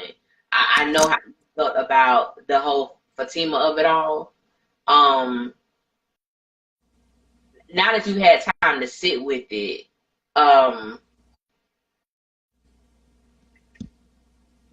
how much has that changed your perspective on what you think the trajectory of her character when it comes to her and Zach, like as far as them being in a relationship? I don't think, well, first, my favorite moment of this whole first half of the season is Zach going to Karen in the moment when he realized that she was alive. 10 out of 10, hands down, my favorite moment. Again, slide down the wall, fight the air. It doesn't change the trajectory of where I thought their relationship was going to go, because I've kind of always settled on Zach and Fatima were going to make it. It wasn't until the fire and then that particular moment where I'm like, okay, maybe they won't make it. Maybe there is a little bit something there. Maybe we are going to explore Zach like not addressing certain feelings and not fully moving on and running away from it, and like that creates a whole other nuanced conversation. But for the most part, I got decided a while ago, like, oh no, Fatima is the thing, and that's what Tyler Perry wants. And to just see Fatima in the first half of this season continue to double down and just sacrificing herself at every turn, I don't believe that there's anything that Zach can do to really lose this girl. Regardless of what she says, no, regardless of how much she packs a little raggedy ass bag, I don't think that she will ever leave Zach. And I think that that is becoming Fatima's story. And I never thought her to be that. So if anything, it just shifted my perception of the woman's story that Tyler was looking to tell via Fatima, not necessarily the trajectory. I get that. I definitely thought Fatima's story was supposed to be the strong woman who has had some hurt in the past, willing to try again, but also is not necessarily going to take no nonsense when we first met her, and it's just not that. Fatima is never leaving Zach if she has a choice. If Zach and Fatima don't make it, it's because Zach is going to walk away. Yeah, I agree. I agree. Yeah, because I feel like what she has allowed herself to, I'm gonna say, face with Zach in a 6-7 week span,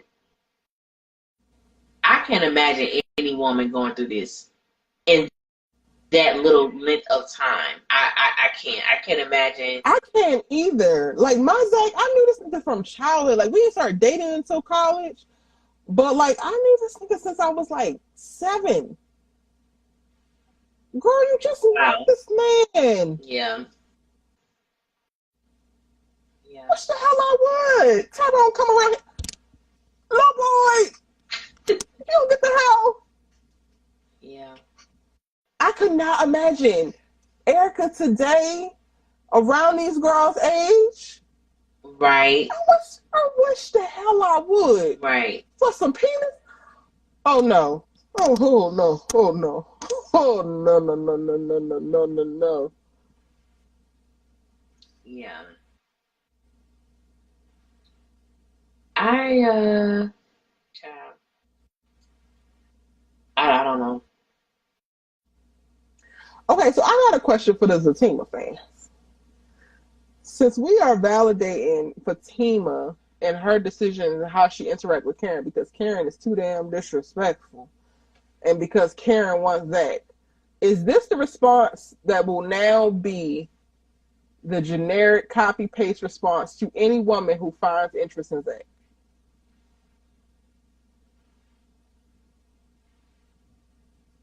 Y'all can let me know in the chat. If it's okay for her to do with Karen, is it okay for her to do with any woman that finds him attractive? And if so, are y'all running a GoFundMe so the sis can maintain or go ahead and get rid of her job, but still maintain some type of financial income while she's beating bitches' asses because the vow is fine?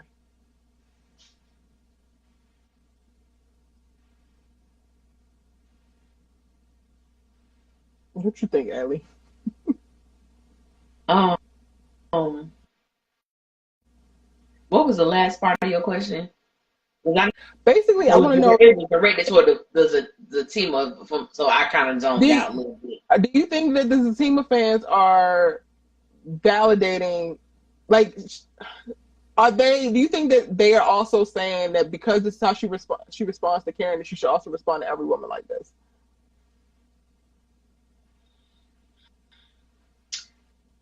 I don't know if that's how they feel, but if we go by what Tyler has shown us, Fatima acts this way with every woman who expresses some type of interest in Zach, from Karen to Deja to Connie to the white woman who wanted to have sex with him. I think that's all. Um, I don't know. It makes me feel like and I wonder if it has anything to do with Ian, because, and not that I want to put someone's actions on someone else, but I wonder because Ian was messing with another woman supposedly the entire time that he was with Fatima, like he left her for another woman. Does Fatima somehow feel that that's a possibility with Zach? That she's gonna leave, that he's gonna leave her for another woman. So you try to overcompensate so that he doesn't, which is dumb. But I wonder if that's how I don't know. And honestly, Erica, I just feel like Fatima is too, I want to give her, I want to say mature to handle things the way that I feel that she handles them. That's Exactly. That's just me. I feel that for someone who wants to be a lawyer and has claimed that she wants to do that to help her family because of the lifestyle that they've chosen to live, just some of the things that she did with Deja, how she grabbed her groceries and threw them up against the house. And I was like, did you have to do that? Like, did you? What? I don't understand. It's Deja. She's the neighbor. She's gonna be there. My thing is, what's it? Zach should have never allowed her to rent because he wanted to have sex with Deja from the moment he saw her. He did. He wanted to have sex from the very beginning. So I'm like, and I never understood women who go and check other women. Check your man. I always feel like this. I'm not a home wrecker. I'm not a home wrecker. There have been moments where I have been sexually attracted to men who were unavailable. Some I knew about, some I didn't. Y'all, I'm talking college, because this ain't me not as no grown ass woman. But back then I didn't care. Like, I wasn't trying to actively go after somebody else's man. But if an opportunity presented itself and it's like, oh damn, you got a girl? Oh, I didn't know. You know, like I didn't know that. And at the same time, I don't have that's between you and your man, sis. I don't owe you no loyalty. I don't know nothing about you. And even if I wanted to be trifling, I still don't owe you nothing. Like, that's how my mindset was back then. Now, I would never do no mess like that. But I'm not going to another woman. I remember one time my boyfriend, at the time, I saw these emails or these messages that was going back and forth between him and this other girl. Well, I'm not going to say, hey, are you talking to my man? I clearly know you are. I'm going to deal with him because he's the one who is in a committed relationship with me. Now, if you want to see other people, we could do that too, sir, but that's not what we agreed to. So I'm not going to go and check another woman about the person who's supposed to be committed to me. That's just how I am. I'm not going to go and check no other woman. I'm just not. But I think Fatima has stated before how she really feels about the whole Karen thing. It's a soft spot. And I get it, but you're still making the decision to be with Zach. knowing the things that you know. There is no way a man, Erica, could look me in my face and tell me, I want you, Alicia, and her. Sir, it was great knowing you these past couple weeks or couple days. I need you to get the hell out of my house. Thank you for your honesty, though. You want me and her? I don't know, and I don't know why I love her so damn much. And I'm gonna open my legs to you? No. Good luck figuring it. Huh? Good luck figuring it out, sir. Yes. What you finna tell me? And people go, it was such a long time ago. No, it wasn't. That was in season 3. That was 3 weeks ago. 3 weeks ago, Zach looked Fatima in her face and told her, I want you and Karen. I don't know why I love Karen so damn much, but I do. And then he uses she always treated me like shit. Did you not treat her like shit? Like that victim. Like that victim thing. I can't stand that. And then we get on the bandwagon, or people have got on the bandwagon of all Karen did was talk down to him. All Karen did was make him feel less than. All Karen did, and I'm just like, you honestly cannot believe that was the complete narrative of their relationship.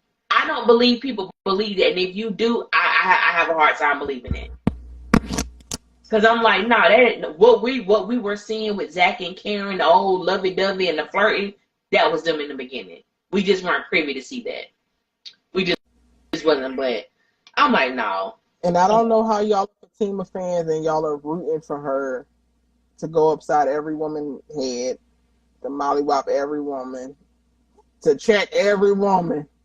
Like, yeah, I'm glad y'all ain't my friends. Let me just say that. I'm glad you ain't my friend, because don't want that shit for me. No. Somebody asked. Sorry, so many. So if Fatima ends, would y'all be okay with Karen taking Zach back? Not as Zach is right now. No. I don't ever want Zach and Karen together. I just don't. There's just so much. I just believe there are certain people that you don't need to be with. And Karen and Zach are individuals who I believe serve their time and purpose. And I don't believe they need to be together. Now, I had this thought a long time ago, before Karen even got pregnant. And I said, what I think gonna happen is, I said, okay, Fatima gonna be with Aaron gonna be with Karen, and then they gonna break up, and then Zach and Karen gonna get back. I thought this thought for a long time, but that was what I thought. So I think they're gonna get back together. And I said the child is gonna be used as a way for Zach to look at Karen differently now that she has given birth to his child. But this is Tyler Perry. She'll be pregnant probably to the end of the show. Who knows how it's gonna go? But I don't want them together. I just don't. No. So no to your question, for me, I don't want them together. I wouldn't be okay with them being together. If Karen wound up getting the optimal version of Zach, and that means like this nigga has learned emotional intelligence, he's upped his communication, he is just an exemplary, stellar man, I could live with it, because I feel like that's what Karen has deserved this entire time. And she invested so much, so part of me feels like it would be like finally. But then the part of me that doesn't like that and kind of gets the ick is like, that to me supports the struggle love narrative of like, oh, if you put in this much and you hold this nigga down for 20 years, then finally he'll stop cheating on you, and finally he'll do this, and then finally he'll do that. So I get it. I 100% understand why Ellie's saying no. I think the thing that seals the deal for me though is Deval and Ebony and their chemistry. Yeah. So like I enjoy that. And if that happened in a healthy space where the drama is not their relationship, but how they're navigating life, because plenty of life things happen. You could be in a perfectly normal relationship and life is whooping your ass, and y'all got to battle things together. I could rock with that. I could live with that. I could live with seeing a healthy version of Zach and Karen just tackling life's things, whether it's, deaths in the family, miscarriages, like, breaking up with friends. Like maybe he drops Tony and Nate, and like, like reinventing yourself, all of those things. Like I could see that. Like I would sign up to see that, honestly. I can see that too. I mean, because the chemistry between DeVal and Ebony is prestige. It's just sometimes I know for me, I just feel like, don't get me wrong, because like I said, there's a certain somebody I would spin the block for, and I really would, and also sometimes I think that like once you have been healed and once you going through, it made me think about this meme I saw, and it was like, once you're healed, you don't go back to the thing that broke you. And even if that person, because I'm a firm believer of forgiveness, but I'm not always a big proponent of reconciliation. Where like I forgive you, there's no animosity, but I don't have space for you in my life. That is a door I'm willing to close. To me, if this child is Zach's, it always leaves the door open for a possibility of reconciliation between Zach and Karen. I don't want to see them together, but I wouldn't be angry if it did happen. Like I said, I wouldn't be mad if it did happen, but it's just not something I want to see. Yeah. Somebody said, I just remember Zach stated he can't be back with Karen because he didn't believe, because Karen didn't believe he didn't steal her money and she had him put in jail. And this is something that I don't really like that narrative, even though he did say that. And I always go back to, it was the credit card company that listed Zachary Taylor as the individual who was making fraudulent purchases with her credit card. It wasn't, she just decided to blame Zach. This is what she was told by the credit card company. And also the fact that he was like, I can't believe you thought I would steal from you. You are a thief. Zach is a thief. Like, you went to prison for armed robbery. You stole money with this whole stock stuff. You gathered that illegally. You stealing, my dude, is not a far reach. It's just not a far reach. On top of the fact that she had you put in jail, and I think I said this before on the live, but you've done things to put yourself in jail. So you obviously don't care about your freedom, but if Karen put you in jail, oh, I can't be with her. Hayden has gotten you put in jail, which is the old work of your fiance, and you still with her. So what's the problem? I think it's BS. I think that's just the reason he got to give himself to fight. How he said in that coffee shop, I ain't going over there. That's Zach prep talk. Karen had me in jail. She called me a thief. There is no way. Nope, I can't go back to her. I can't go back. That's how I feel about that. And it holds no merit. I think Zach was talking out of his ass when he made that statement. Because if that was the case, he wouldn't be with Fatima. Now, she didn't put him in indirectly. Somebody she messed with, had you put in jail. But if that was the case, you wouldn't be with her. Because your freedom could get taken at any given point because of this old dude who just can't let go. So, nah. I think that's a weak excuse. Didi, you're right. The show is more than Karen and Fatima, but Karen is the most interesting thing happening in the Sisters universe. So. And that goes back to Tyler too, because it makes me. We've been begging for Novi to get something to eat up. We've been begging for Novi to get something to eat up. We've been begging for it. I've been begging to explore Danny's substance abuse and feelings and trauma. He ain't giving it to us, so we gotta talk about what is interesting. Yeah. And it's so bad, even when you go on social media, like especially with Facebook, I've seen people say, "Can we talk about something other than Karen?" And somebody said, "Like who?"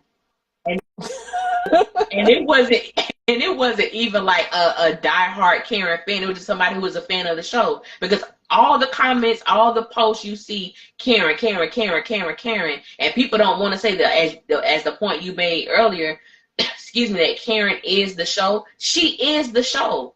If you take Karen out of, which I've seen somebody say, "Oh, you need to write Karen off," and then what would you talk about?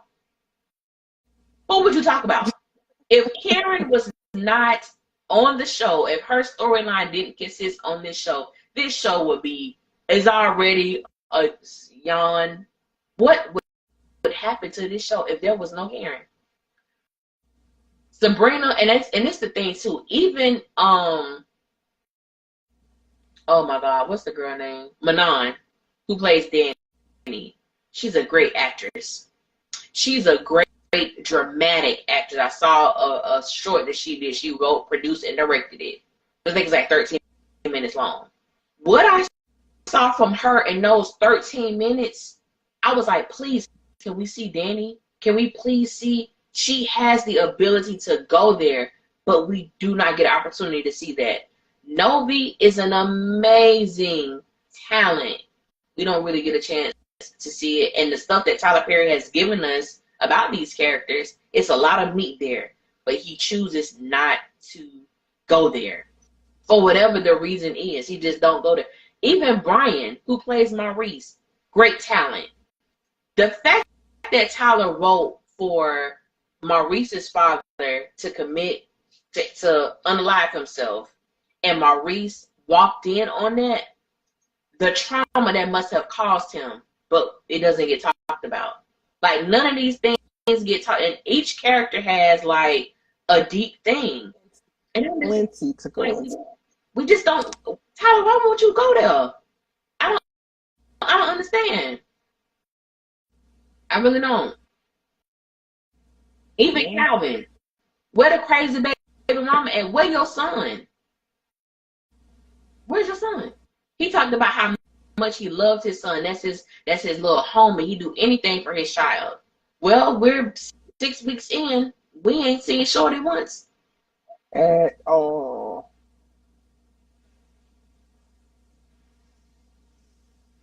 I love We understand that it's an ensemble show. We know it's the ensemble. Blow right past you. Like you dodging the point at this point, and that's perfectly fine. Do your thing. We just literally outline exactly where things are lacking so that the show to point out how the show is imbalanced in storytelling, which is why there's a disproportionate conversation for one character over the rest of the ensemble. Nobody negated that this was an ensemble. We literally pointed out that there needs to be. You got it, baby. You got it. That's why I said we understand, but okay. Yes, the guy who plays Calvin, his name is oh my God, Anthony. Anthony, he's a great talent as well. He really is. He's a great talent. They're all really great. Cheeto, I love me some Cheeto. I can't stand Gary's ass, but I love me some Cheeto. Cheeto is fine. I love me some Cheeto, and he's a great actor. Like, he's a great actor. But yeah, I just want to see more from them. I really. Yeah. Well, y'all, that was our mid-season conversation on Our Sister's Keeper. Tyler Perry season 6, episode 11.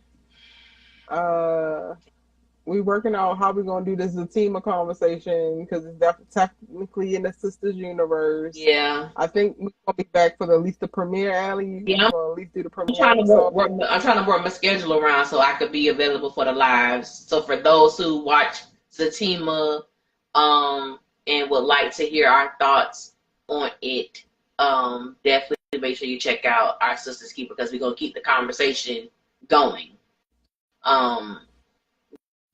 Yeah, with them too. And I ain't gonna lie, I'm actually looking to Zatima. Really? And I'm gonna tell you why. Because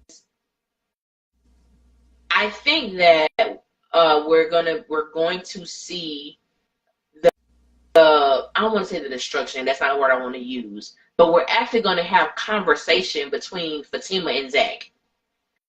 We're actually going to see what it looks like when Fatima has completely not completely washed away, but for the time being has washed her hands with Zach. We're going to see her interact with Paul. That's two things I'm looking forward to. How Zach gets into therapy and Fatima getting her little something. That's the only thing I'm looking forward to. Yeah, it's interesting. Dee Taylor, have you watched Ebony Obsidian's work? She's the most decorated actress or actor on this show. She's that deal. Natalie said, well, she carrying this show, so she need her own book because she carrying this one. Damn, how much work do y'all want her to do? I don't know. Oh, you said correction, she can carry this show on her own. Okay. Yeah. Allie, you want to share what other shows you recap and what you're going to be doing in the break? Because I know we're still going to be having, sisters conversations on both our channels. I'm do Zatima, The Shy. I just started back doing The Shy. Child, I gotta record a review of that. Like, I watched it, and I'm like, I got thoughts. Yeah, yeah. So I'm doing that. I am doing. I'm about to start recording my Moesha stuff. But can watch the channel. I don't have BT Plus, but can watch. I'm still debating. I said I wasn't gonna do all the Queen's Men, but I really think I am going to review those because it's only one episode that comes out instead of two. I couldn't do 2 Tyler Perry. I can't do 3 Tyler Perry episodes in a week, but because only one comes out, so I think I can do it. But Diddy Taylor, yeah, The Shy, Zatima. I think I'm gonna do all the Queen's Men, but I know you say you don't have BT Plus. And I'm gonna start doing. I talked about it before. A series called Back Down Memory Lane, and I'm gonna start talking about some other old shows that I kind of grew up in that shaped me as a Black woman or a young Black teenager, stuff like that. And I'm actually gonna start doing some movies. I got some people asking me to review Praise This with Chloe Bailey. There's some other films. It's a lot. Y'all just bear with me. I'm trying to get them out. But I work a full-time job. I work in higher education. It's a lot going on. We gearing up for the fall semester. Y'all pray for me. But we definitely but that's what I'm doing right now. Oh, and yeah, I just started Swagger, which is probably the best show I've watched since This Is Us went off. Yeah. I'm watching a lot. No, Mimi Loves Peace. I did not give up on all the Queen's Men, but this has been a very rocky last few weeks for me, and I'm behind on quite a bit. So I do owe you guys all the Queen's Men breakdowns. The first 2 from the season are up, but I do owe you guys that. I am also doing The Shy. I'm raving about Swagger. Swagger season 2 ends this Friday, and I'm doing a live rewatch. So we've already watched episodes 1 through 4. Tomorrow we're back to watch episodes 5 and 6, which are some of my favorite from this season. So I'm doing that live with some people who are also watching Swagger right now. I talk about All American on my channel. I talk about Harlem. I talk about Running the World. I have a ton of content. So you can always go to youtube.com/EricaVaneTV and just click the videos tab, and it will show you everything that I'm breaking down. I break down quite a bit of television series. And I have a second channel, Erica Vane TV 2, where I also give you my first initial thoughts for movies. So I've done Barbie, and I've done quite a bit of Avatar, a bunch of different things. And I'm also doing Power. So Power Book 4 Force Returns next month, I'll be talking about power as well. So those are some of the things that I'm talking about. Yeah, I think that's it. I think that's all I'm doing. How many lives do y'all post on this page? We go live after every new Sisters episode. Good night, everybody. Good night. No, I understand, Diddy Taylor.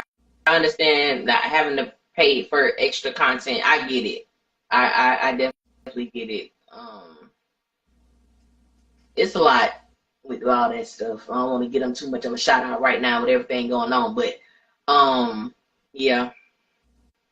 And Zinga Swagger is amazing. Like, I am like rewatching it. It's so good. Like, Swagger has helped guide me through the last couple weeks. Oh, she got her sisters in the background. His background. Ooh. Season. What did she? Which character was she, or what scene? I would love to know. That's dope. All right, y'all. So we'll see you back here on the 24th for FATIMA. I will also be going live intermittently. Y'all gotta subscribe, honestly, and y'all gotta turn on the bell notifications. If you subscribe, you'll see the community posts where we announce certain things. Follow Allie at Allie Nick Official on all social media handles, because we will be announcing when content is dropping. We both have Discord channels, so you can also check those out. But yeah, subscribe. We will definitely keep you entertained. Great content coming. Tons of dope conversations just like this one. Real ones like that are just way more than a little bit of a recap, but like how this applies to life. How do we feel about it? Why do we feel the way that we feel about it? Yes. Absolutely. All right. Allie, thank you so much for joining me, hon. You helping me get through this damn season, I'll tell you that. Lord. Yes. Good night, everybody. It's been real. It's been real.